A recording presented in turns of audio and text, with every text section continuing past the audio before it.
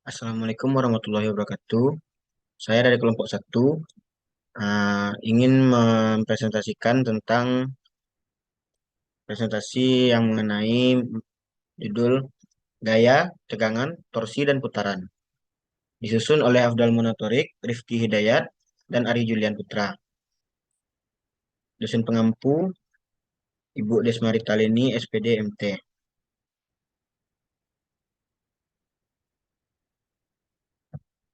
Pertama, gaya. Apa itu gaya? Gaya adalah tarikan atau dorongan yang terjadi pada suatu benda. Gaya ini menimbulkan perubahan posisi, gerak, atau perubahan bentuk benda. Gaya memiliki nilai dan arah, sehingga masuk ke dalam besaran vektor. Dilansir dari situs resmi Kementerian Pendidikan dan Kebudayaan Republik Indonesia, gaya disimbolkan dengan force, F, dan satuan gaya adalah Newton, N. Gaya memiliki beberapa sifat, yaitu yang pertama gaya mampu mengubah arah gerak benda. Yang kedua, gaya mampu mengubah bentuk benda. Yang ketiga, gaya mampu mengubah posisi benda dengan cara menggerakkan atau memindahkannya. Rumus gaya. Gaya memiliki tiga rumus dasar untuk menjelaskan gerak benda. Tiga rumus tersebut adalah hukum Newton satu, 2, dan 3. Hukum Newton satu. Jika penjumlahan atau pengurangan gaya yang bekerja pada benda sama dengan nol, benda yang semula diam tetap diam, serta benda yang bergerak lurus beraturan akan tetap bergerak lurus beraturan. Sehingga rumus hukum Newton satu adalah sigma F sama dengan nol. Keterangan sigma F sama dengan resultan gaya dalam kurung kilogram meter per second kuadrat. Yang kedua, hukum Newton 2, percepatan atau perubahan dari kecepatan gerak benda selalu berbanding lurus dengan resultan gaya yang bekerja pada suatu benda dan selalu berbanding terbalik dengan massa benda. Hukum Newton 2 dapat dihitung dengan rumus sigma F sama dengan M kali A. Terangannya sigma F sama dengan resultan gaya dalam kurung kilogram meter per second, M sama dengan massa benda dalam kurung kilogram, A sama dengan percepatan meter per second kuadrat. Yang ketiga, hukum Newton ketiga. Jika suatu benda memberikan gaya terhadap benda kedua, maka benda kedua akan membalas gaya dari benda pertama dengan arah berlawanan. Rumus hukum Newton 3 adalah sigma F, sigma faksi sama dengan F aksi sama dengan negatif sigma F reaksi. Macam-macam gaya. Berdasarkan sentuhannya, gaya terbagi menjadi dua, yaitu gaya sentuh dan gaya tak sentuh. Yang pertama, gaya sentuh adalah gaya yang bekerja dengan sentuhan. Suatu gaya akan menghasilkan efek bila terjadi sentuhan dengan benda yang diberikan gaya tersebut. Bila tidak sentuhan, gaya tidak bekerja pada benda. Gaya ini muncul ketika benda bersentuhan dengan benda lain sebagai sumber gaya. Contoh, seseorang yang memindahkan meja harus menyentuh meja dan mendorongnya untuk berpindah tempat.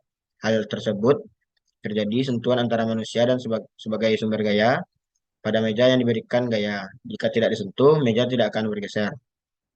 Yang kedua, gaya tidak sentuh. Gaya tersentuh merupakan gaya yang akan bekerja tanpa terjadinya sentuhan. Efek dari gaya yang dikeluarkan sumber daya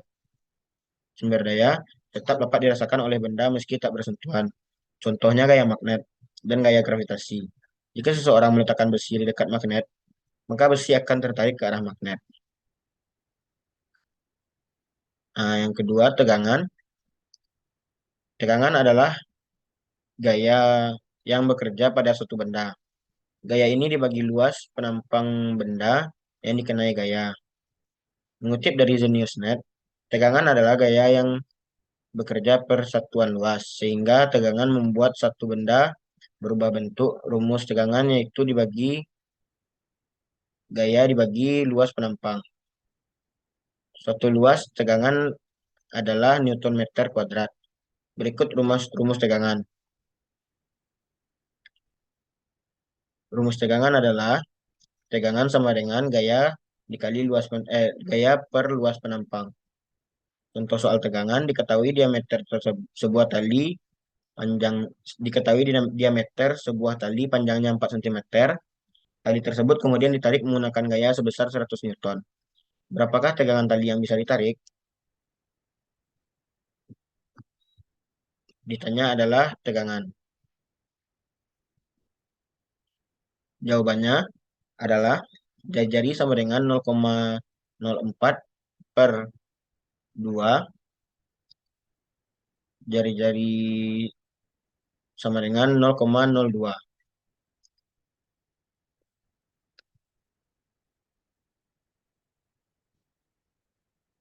A sama dengan V per jari-jari kuadrat. A sama dengan 3,14 dikali 0,02 kuadrat. A sama dengan 3,15 kali 0,0004. A sama dengan 0,001256. A sama dengan 12,56 dikali 10 min 4. 10 pangkat 4 min 4. Tegangan sama dengan F per A. Tegangan sama dengan 100 per 12,56 dikali 100 pangkat min 4. Tegangan sama dengan 7,96 dikali 104 Newton meter kuadrat. Jadi tegangan tali yang ditarik Ivan sebesar 7,96 dikali 104 Newton meter kuadrat. Selanjutnya torsi. Torsi dapat didefinisikan gaya pada sumbu putar yang dapat menyebabkan benda bergeser, melingkar, ataupun berputar. Torsi memiliki poros di mana lengan gaya dapat berubah searah maupun berlawanan arah jarum jam. Sebenarnya, aturan nilai torsi positif atau negatif itu tidak ada. Aturan tersebut dibuat oleh masing-masing orang sendiri. Untuk mempermudah pembahasan ini, saya akan menganggap torsi bernilai positif jika searah dengan jarum jam dan nilai negatif jika berlawanan arah jarum jam. Perhatikan ilustrasi berikut ini untuk mempermudah pemahaman kalian mengenai torsi. Sekian dari saya, akan dilanjutkan oleh rekan saya yaitu Rifki. Assalamualaikum warahmatullahi wabarakatuh.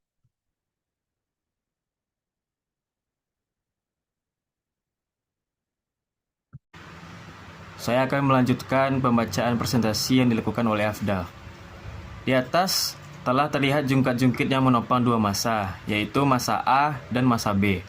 Jika diperhatikan lebih dalam, kita akan menyadari bahwa massa A dan B akan menghasilkan putaran yang berbeda. Massa A akan menghasilkan nilai torsi negatif karena berlawanan arah jarum jam. Sedangkan massa B akan bernilai positif karena arahnya searah dengan jarum jam. Rumus torsi. Pertama, rumus torsi tanpa sudut. T sama dengan R kali F. Kedua, rumus torsi dengan sudut. T sama dengan R kali F sin theta, di mana T sama dengan torsi dan satuannya Newton per meter.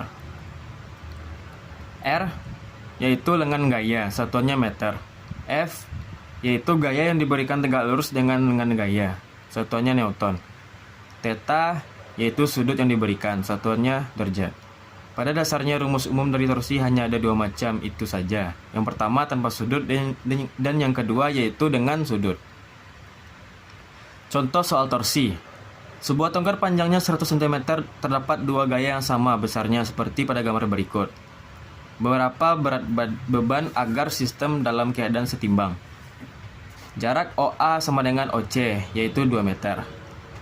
Jarak OBA sama dengan OA. Pembahasan. Diketahui jarak OA sama dengan OC yaitu 2 meter.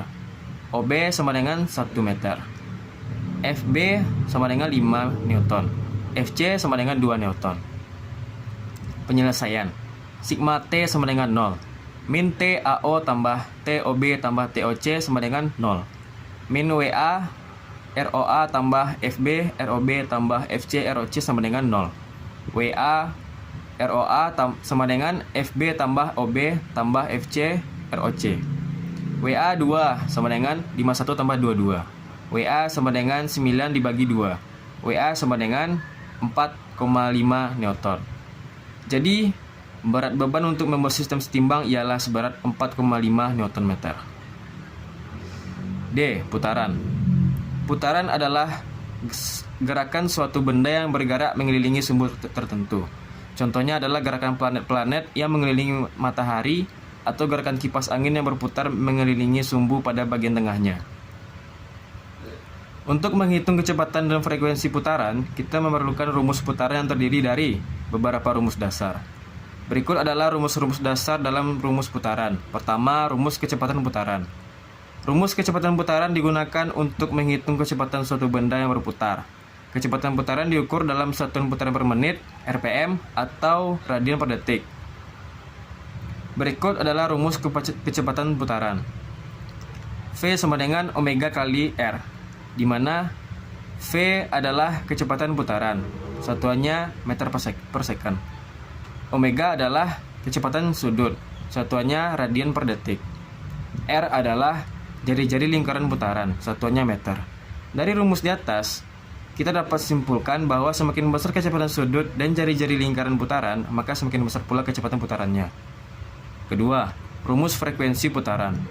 Rumus frekuensi putaran digunakan untuk menghitung jumlah putaran yang dilakukan dalam satu satuan waktu.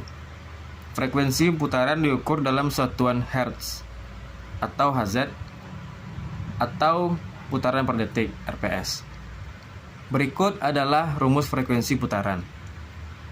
F sama dengan N dibagi T, di mana keterangannya F yaitu frekuensi putaran, satuannya Hz. N adalah jumlah putaran. T adalah waktu, satuannya detik. Dari rumus di atas, dapat kita simpulkan bahwa semakin banyak putaran yang dilakukan dan semakin pendek waktu yang dibutuhkan untuk melakukan putaran tersebut, maka semakin besar pula frekuensi putaran. Sekian dari presentasi saya, akan saya sambungkan ke Ari Julian Putra. Baiklah, saya akan melanjutkan penyampaian materi yang disampaikan oleh saudara Rifki. Rumus percepatan sentripetal. Rumus percepatan sentripetal digunakan untuk menghitung percepatan suatu benda yang berputar. Percepatan sentripetal diukur dalam satuan meter per detik kuadrat. Berikut adalah rumus percepatan sentripetal. A sama dengan omega kuadrat R, di mana A sama dengan percepatan sentripetal, omega sama dengan kecepatan sudut, R sama dengan jari-jari lingkaran putaran. Dari rumus di atas dapat kita simpulkan bahwa semakin besar kecepatan sudut dan jari-jari lingkaran putaran, maka semakin besar pula percepatan sentripetal. Rumus energi kinetik putar. Rumus energi kinetik putar digunakan untuk menghitung energi kinetik suatu benda yang berputar. Energi kinetik putar diukur dalam satuan Joule. Berikut adalah rumus energi kinetik putar.